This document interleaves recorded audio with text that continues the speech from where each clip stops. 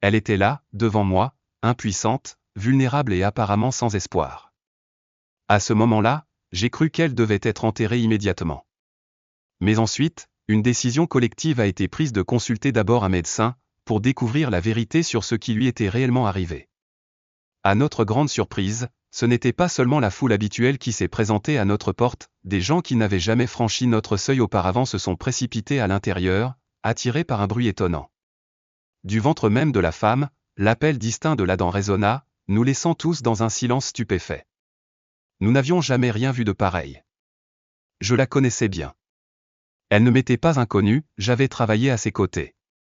Mais à mesure que la nouvelle s'est répandue, les gens se sont rassemblés, non seulement pour assister au son étrange provenant de son corps, mais pour voir le paradoxe selon lequel même une personne au passé notoire pouvait en quelque sorte émettre un son aussi sacré. Nous devons l'enterrer maintenant, dis-je, pensant que c'était la seule solution possible. Mais à ma grande surprise, tout le monde a protesté. Non, nous devons d'abord comprendre ce qui s'est réellement passé, ont-ils insisté. S'en est suivi une enquête approfondie qui a finalement conduit à une autopsie. Lorsque le rapport a été révélé, même le médecin n'a pas pu contenir ses émotions. Il s'effondra, prosterné, les larmes coulaient sur son visage, et la tristesse était contagieuse, se propageant à tout le monde dans la pièce. Pour percer le mystère derrière cet événement extraordinaire, restez avec nous jusqu'à la fin. N'oubliez pas d'aimer la vidéo, et si vous êtes nouveau ici, abonnez-vous à notre chaîne et cliquez sur l'icône en forme de cloche pour rester à jour. Plongeons-nous dedans. Son nom était Fatima. Elle avait été forcée de quitter ses parents et de venir ici, même si son histoire était plus tragique qu'il n'y paraissait. Elle avait sacrifié sa vie pour le bien de ses frères. Ses parents vivaient dans un petit village. Fatima était l'aînée de 4 frères et ils dépendaient tous de ses revenus. Ils espéraient que tout ce que Fatima gagnerait servirait à l'éducation de leur fils, leur permettant ainsi de devenir des individus respectés. Pour rendre cela possible, ils ont pris une décision inimaginable, qui nous a semblé si injuste à tous, ils ont vendu leur fille au bordel. Quand je l'ai entendu pour la première fois, je n'ai pas pu le comprendre. Quel genre de parent ferait ça? Comment quelqu'un a-t-il pu laisser sa belle-fille lui être enlevée ainsi? Pourtant, ils sont partis sans hésiter, en disant « Envoyez-nous ces revenus chaque mois pour que nous puissions éduquer nos fils. » Et tandis qu'ils s'éloignaient, Fatima s'écria « Mère, ne me quitte pas. Cet endroit est un enfer. Pourquoi me fais-tu ça? Pourquoi m'abandonnes-tu, alors que je suis en vie ?» Mais ces cris ne furent pas entendus. Nous pensions tous qu'elle exagérait. Ses parents ne pouvaient sûrement pas être aussi cruels. Mais ils l'étaient. Et ils l'ont laissée dans un endroit bien pire que tout ce qu'elle avait imaginé. Elle n'avait pas mangé depuis des jours. Le désespoir la rongeait. Elle a pensé au suicide, mais dans de tels endroits, ce n'est jamais une option. Et honnêtement, qui laisserait quelqu'un d'aussi beau que Fatima mettre fin à ses jours? Le tourment qu'elle a enduré l'a lentement épuisée, et elle a fini par accepter son sort, faisant tout ce qu'on lui demandait. La société, bien sûr, aurait dit que si elle était vraiment une bonne fille, elle aurait choisi la mort plutôt que cela.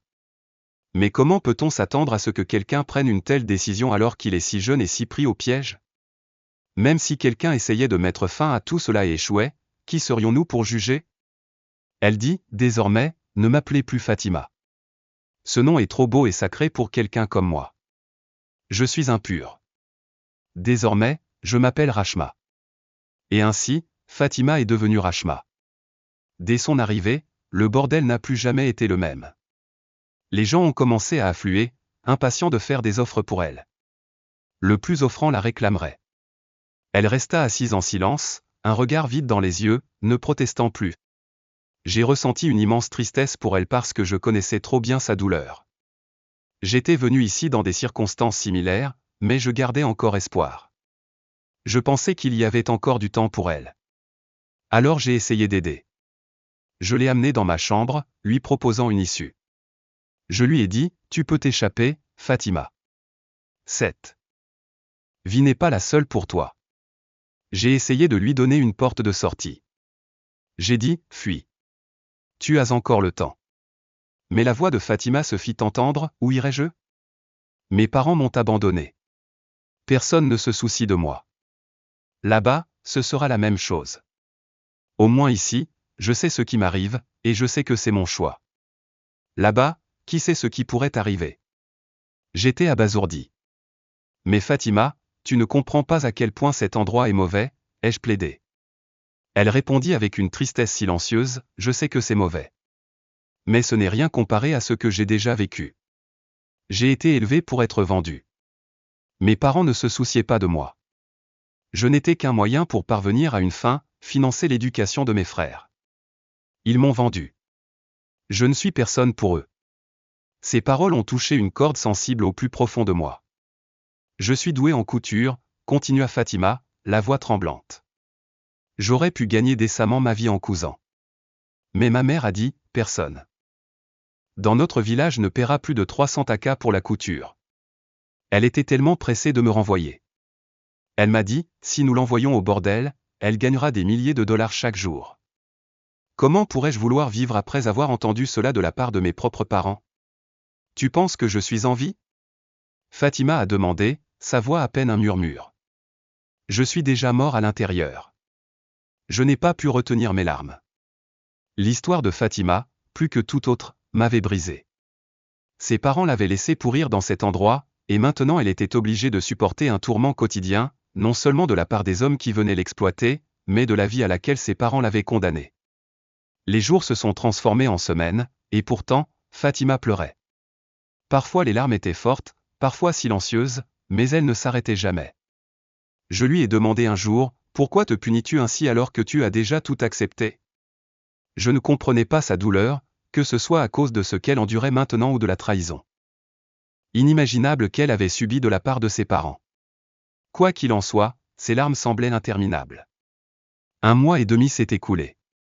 Fatima mangeait à peine de quoi survivre, et pourtant elle semblait à peine vivre. La tenancière du bordel s'inquiéta et dit, nous devons la nourrir correctement, sinon sa beauté va s'estomper. Elle s'affaiblit et des cernes commencent à apparaître sur ses yeux. Qui la nourrira bien? Apportez-lui du mouton Nyari pour l'aider à reprendre des forces. Tout comme un animal qu'on engraisse avant de l'abattre, c'est ainsi que nous étions traités, comme de simples marchandises. Les gens me demandent souvent, pourquoi ne pars-tu pas? Pourquoi restes-tu dans ce travail? Mais la vérité est qu'aucun d'entre nous n'avait le choix. Tout comme Rachma gagnait de l'argent pour ses frères, je l'ai fait pour mes 2 enfants. Je les avais laissés chez ma sœur pour les éloigner de ce cauchemar. Mon mari m'avait abandonné, me laissant piéger ici. Certaines femmes étaient là pour leur famille, d'autres pour elles-mêmes, mais aucune d'entre nous n'était libre. Un jour, j'ai dit à la patronne, ma sœur, je m'inquiète. Pour Fatima. Elle ne va pas bien. J'ai peur qu'elle essaie de se suicider. La dame répondit simplement, non, elle ne le fera pas. Ceux qui essaient de se tuer ne se punissent pas ainsi. Elle n'en a pas le courage. Mais que savons-nous du courage face à de telles souffrances? Fatima habitait dans ma chambre depuis un certain temps. Normalement, nous étions occupés par nos tâches quotidiennes, mais nous dormions pendant la journée pour rattraper le temps perdu. Malgré cela, Fatima pleurait sans cesse, même pendant la journée. Ses larmes constantes me pesaient beaucoup, et au fil du temps, je devenais de plus en plus angoissé par sa tristesse. Finalement, ma frustration s'est transformée en irritation. Un jour, incapable de me retenir plus longtemps, je lui ai dit, vu la façon dont tu pleures, personne ici ne s'en soucie vraiment. Ce monde est incroyablement cruel. Chaque personne est liée aux autres pour des raisons égoïstes. Même les parents agissent par intérêt personnel. Lorsqu'un garçon naît, ils annoncent fièrement à la société qu'ils ont un fils, pas une fille. Lorsque leurs fils grandissent et commencent à travailler, les parents s'attendent à un soutien financier. Mais lorsque les filles se marient, les attentes changent. Parfois, ils disent des choses comme « la fille aînée n'a pas fait ça pour moi, mais peut-être que la cadette le fera » ou « peut-être que la plus jeune le fera ». Même les parents, à leur manière, sont égoïstes. Ils ont des motivations derrière tout ce qu'ils font, même quand ils élèvent leurs enfants. C'est comme ça que le monde fonctionne. Une fois que vous avez compris cela, vous devez apprendre à vivre avec cela. Fatima a répondu, pourquoi pleurer? Arrête de pleurer. Elle a ajouté, un jour, j'arrêterai. Je n'aurai plus à endurer cela très longtemps. Puis, un jour, j'ai découvert quelque chose au sujet de Rishma, un client régulier de notre établissement. Il était tombé amoureux de Fatima et voulait l'épouser. Je connaissais cet homme, il était déjà venu nous rendre visite à plusieurs reprises. Il était riche, déjà marié, mais sa femme ne lui avait pas donné d'enfant. Rishma était tellement épris de Fatima qu'il voulait l'emmener loin d'ici et en faire sa femme. Mais notre patronne, qui dirigeait le bordel, ne pouvait pas se séparer facilement d'un bien aussi précieux. Fatima était une source de revenus pour elle, et comment pouvait-elle simplement se séparer de quelqu'un qui lui rapportait autant d'argent? Cependant, l'offre de Rishma était substantielle, et finalement, Madame a accepté. Elle a dit, avec autant d'argent, je pourrais vivre confortablement le reste de ma vie. De quoi ai-je encore besoin avec elle? À ce moment-là, Fatima vieillissait, et Madame a dit à Rishma, si elle veut partir avec toi, prends-la. Mais si tu es satisfaite d'elle, tu peux la renvoyer. Rishma a insisté, non, je veux l'épouser et lui donner le statut de ma femme. Mais quand j'ai appris que Fatima ne voulait pas partir avec lui, j'ai été surprise. Je me suis dit, quelle décision stupide est-ce là? Je me suis précipité vers Fatima et je lui ai dit, tu pleures jour et nuit, et maintenant que la fortune t'offre une issue, tu la refuses? Sais-tu que les hommes comme Monsieur Salam ne viennent pas souvent ici? Personne ne vient dans un bordel avec l'intention d'épouser quelqu'un et d'en faire sa femme. Tu dois vraiment y réfléchir. S'il veut t'épouser et t'emmener avec lui, tu devrais partir avec lui. Ce serait bien pour toi. Fatima répondit, tu as raison. Personne ne prend jamais quelqu'un dans un bordel pour l'épouser. Les prostituées peuvent changer de place, mais elles ne changent jamais leur destin. Je suis déjà devenue une prostituée. Ma place peut changer, mais mon destin restera le même. Je suis devenue une malédiction dans ce monde, un personnage que personne ne respectera jamais. Personne ne se souviendra jamais de moi avec admiration. Je ne veux pas partir avec lui. J'ai autre chose en tête. Que veux-tu dire? Que vas-tu faire? Si tu pensais vraiment à toi, tu n'aurais pas refusé l'offre de Monsieur Salam. Si j'avais eu une telle opportunité, je n'hésiterais pas. Si quelqu'un se voit offrir une chance d'échapper à l'enfer et qu'il refuse, comment peut-il être autre chose qu'un imbécile? Fatima répondit, oui, je suis pire qu'une idiote. Mais maintenant, j'ai trouvé ma destination. Peu importe mon histoire, ma fin ne sera pas la même. J'étais perplexe. De quel résultat parles-tu? Je ne comprends pas, ai-je dit. Les mots de Fatima me hantaient. Elle avait dit, quelle que soit mon histoire, je changerai mon résultat. Mais comment pouvait-elle changer son destin? Pour une prostituée, la vie ne pouvait pas être pire qu'elle ne l'était déjà. Un matin, j'ai remarqué que Fatima était déjà réveillée. Moi aussi, je n'arrivais pas à dormir, notre rythme quotidien était complètement perturbé. Je lui ai demandé, à quoi penses-tu si distraitement aujourd'hui? Tu n'as pas de larmes aux yeux. Elle m'a répondu, je n'ai pas de larmes parce que j'ai pris ma décision. Tu seras la première à le savoir. Ne t'inquiète pas. Tu es mon ami. Je lui ai dit, à quoi bon être ton ami? J'ai essayé tant de fois de t'aider à comprendre, mais tu ne fais jamais ce qui est le mieux pour toi. Elle a alors dit, pour qui devrais-je vivre? Pour mes parents, qui m'a envoyé ici? J'ai demandé, tu aimais beaucoup tes parents, n'est-ce pas? Fatima a répondu, je les aimais plus que ma propre vie. Je ne leur ai jamais désobéi. Ils m'aimaient aussi. Mais après la naissance de chacun de mes 4 frères, je suis devenu sans valeur à leurs yeux. Ils m'ont fait faire toutes leurs corvées et leurs tâches ménagères, en me disant toujours, prendre soin de tes frères est ta responsabilité. Puis, quand ils ont eu l'âge d'aller à l'école, ils m'ont envoyé ici. Mon père est journalier et ma mère voulait que ses fils aient une bonne éducation pour qu'ils puissent réussir. Ils n'ont jamais pensé à moi. Ils ont donné ma nourriture à mes frères, mes jouets à eux. Ils m'ont dit de me sacrifier pour eux, et je l'ai fait. Je pensais que c'était mon devoir en tant que sœur aînée. Mais je n'aurais jamais imaginé qu'ils me demanderaient de sacrifier toute ma vie. Maintenant, je n'ai plus rien à donner. Quelques jours plus tard, les parents de Fatima sont venus la voir, mais il était clair qu'ils n'étaient pas vraiment venus voir leur fille. Madame ne leur avait pas envoyé d'argent depuis 2 ou 3 mois, et ils étaient venus le récupérer. Ils avaient besoin de cet argent pour leurs propres dépenses quotidiennes. Fatima les a vus, mais elle ne s'est pas approchée d'eux. Elle ne les a pas pris dans ses bras ni même salué d'une poignée de main. Elle s'est simplement tenue près d'un pilier, les regardant en silence. Quand on leur a enfin donné l'argent, elles se sont assises dehors, attendant de partir. Elles ont demandé, « Comment vont les garçons ?» Fatima a répondu, « Ils vont bien. Ils ont commencé l'école. Omar excelle. Ils s'en sortent tous bien. » Elle a ajouté, « Que à la face d'eux de bonnes personnes. Et quand ils réussiront, n'oubliez pas de leur raconter l'histoire de leur combat.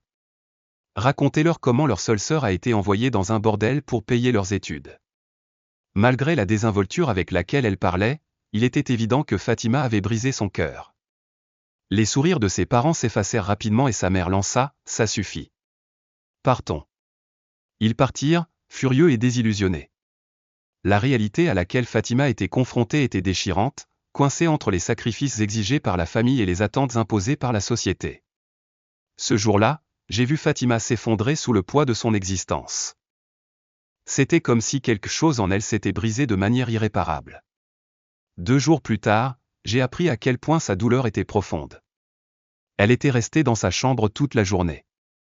Le soir venu, alors que tout le monde commençait à se préparer pour la soirée, Fatima n'était toujours pas sortie. J'ai décidé d'aller voir comment elle allait. Ce que j'ai vu en entrant dans sa chambre m'a figé net. Fatima avait quitté ce monde. J'ai tout essayé pour la réveiller, je l'ai appelée de toutes les manières possibles, je l'ai secouée doucement et j'ai même tenté de la tirer de son sommeil, mais je n'ai eu aucune réponse. Son corps ne donnait aucun signe de détresse ou de lutte qui aurait pu suggérer un suicide. En regardant Fatima, il est devenu douloureusement clair qu'elle ne s'était pas simplement évanouie ou avait perdu connaissance ou elle avait déjà quitté ce monde. J'ai poussé un cri, appelant tout le monde à venir rapidement. En quelques instants, toute la maison s'est remplie de gens, mais quelque chose d'inexplicable s'est produit. J'ai entendu le son de l'azan ou l'appel islamique à la prière venant de quelque part à proximité. C'était étrange, car il n'y avait pas de mosquée à proximité de notre maison, et l'idée qu'une mosquée puisse être construite dans un endroit aussi impur et improbable semblait impossible. Alors d'où venait ce son ? Aucun de nous n'avait de téléphone portable sur nous, et même si quelqu'un en avait un, personne n'oserait mettre une sonnerie d'Adam dans un tel endroit. Nous n'aurions jamais mis une alarme pour qu'elle sonne comme ça non plus. 1 heure entière s'est écoulée et, à notre grande surprise, l'Adam a recommencé. C'était comme s'il provenait de quelque part autour de nous. Nous étions tous complètement abasourdis, car il n'y avait pas de mosquée dans les environs. Peu à peu, un profond sentiment de confusion a commencé à se répandre parmi nous, et toutes les heures, sans faute, le son de l'Adam se répétait, presque comme si quelqu'un le diffusait dans un haut-parleur. C'est alors que j'ai regardé à nouveau la forme sans vie de Fatima, et soudain, la vérité m'a frappé avec une force que je ne pouvais pas comprendre. L'Adam provenait de l'intérieur de son corps. Quand je m'en suis rendu compte, le bruit s'est tu une fois de plus. Nous avons attendu en silence, en essayant de comprendre ce qui venait de se passer, jusqu'à ce qu'au bout d'1 heure, l'appel à la prière recommence. Cette fois, la stupéfaction était palpable. La nouvelle s'est rapidement répandue dans tout le quartier, en peu de temps, tout le monde parlait de cet événement étrange et inexpliqué. Les gens murmuraient, elle devait être une femme profondément pieuse. Peut-être que quelqu'un lui a fait du tort. Peut-être qu'elle n'a pas choisi de mourir. Si certaines de ces affirmations semblaient vraies, personne ne pouvait pleinement saisir l'énormité de la situation. Certains essayaient encore de la nier, mais une fois qu'ils en avaient été témoins, ils n'avaient d'autre choix que d'accepter l'impossible. Au fil des heures, de plus en plus de gens du quartier arrivèrent. Ceux qui avaient jusque-là ignoré ou même méprisé notre maison, la considérant comme un bordel, étaient maintenant attirés par les sons mystérieux émanant du corps de Fatima. Ils vinrent, curieux et stupéfaits, assister à cet étrange événement. J'appelai la famille de Fatima et, après une brève conversation froide, ils répondirent d'un ton laconique, « Elle est morte. » Quelle grande perte. Nous serons bientôt là, avant de raccrocher. Il n'y avait aucun signe de chagrin ou d'inquiétude véritable dans leur voix, et cela me parut étrange. Je commençais à soupçonner qu'ils n'étaient même pas ses parents biologiques. Se pouvait-il qu'ils l'aient simplement trouvé quelque part ? Aucun vrai parent ne se comporterait avec autant d'indifférence face à la mort de son propre enfant. Fatima ressemblait tellement à sa mère, mais je restais incrédule. Comment une mère comme celle-là pouvait-elle exister ? Mes propres parents n'étaient plus là, c'est pourquoi j'avais fini dans cette maison, mais qu'en était-il de Fatima ? Elle avait 4 frères et des parents, et pourtant elle vivait dans cet endroit brisé. Sa mère n'était pas une prostituée, ni son père un proxénète. Alors pourquoi Fatima avait-elle fini dans cette vie? La réponse, malheureusement, réside dans les règles et les injustices de notre société. Les gens oublient facilement ces vérités, prétendant qu'elles n'existent pas, mais ils ne peuvent ignorer la douloureuse réalité. Les gens continuaient à se rassembler autour du corps de Fatima. Toutes les heures, l'appel à la prière retentissait. Finalement, un imam arriva, s'interrogeant avec incrédulité sur cet étrange phénomène. Quel genre d'absurdité est-ce là? Demanda-t-il. Est-ce une nouvelle façon de rassembler les gens? Rien de tel, répondis-je rapidement. Je vous expulserai tous d'ici si vous continuez à faire cette honte, prévint-il. Il se mit à prononcer un sermon, mais lorsqu'il entendit à son tour l'appel à la prière, son expression changea. De plus, une étrange lumière semblait émaner du visage de Fatima. Elle semblait sourire d'un spectacle que je n'avais jamais vu chez elle auparavant, car elle était toujours soit en pleurs, soit perdue dans de profondes pensées.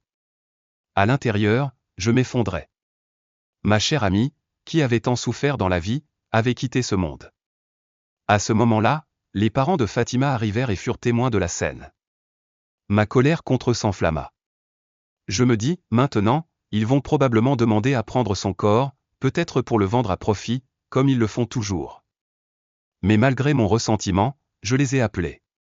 Le Molana était là aussi, et d'autres personnes du quartier s'étaient rassemblées, nous accusant toujours d'avoir inventé toute l'histoire. Ils suggérèrent qu'une autopsie révélerait comment les sons de l'azan provenaient du corps de Fatima, peut-être de quelque chose à l'intérieur.